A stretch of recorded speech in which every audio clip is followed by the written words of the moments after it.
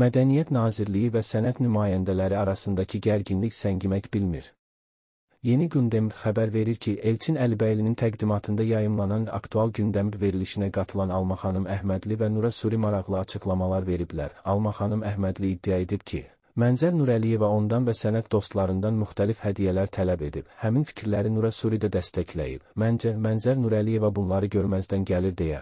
Özbəkistan Mədəniyyət Günlərində nazir Adil Kərimli məni o siyahıya salmışdı. Bundan sonra 15-20 gün məşqlərə getdik, uçuşa bir neçə gün qalmış Mənzər xanımın köməkçisi mənimlə əlaqə saxladı və bildirdi ki, məni siyahıdan çıxardıblar. Fikrimcə, bu dostluq və şəxsi münasibətlər zəminində baş verdi. Mən və digər sənət yoldaşlarım bu siyahıdan çıxarıldılar. Bu insanın müəyyən tələbləri var, bunu hər kəs gözəl bilir. Mən və sənət dostlarımdan müəyyən məbləğlər tələb edirdilər. Bizdən istəyirdilər ki, qaydanda ona ətir gətirək. İstifadə etdiyi ətir də bahalıdır. Qiyməti 600-1000 manat aralığında dəyişir. Nura Suri də öz növbəsində bildirib ki, Mənzər Nurəliyeva üzgərdirmə əməliyyatı etdirib. Onun da qiyməti 30.000 dollarda yuxarıdır.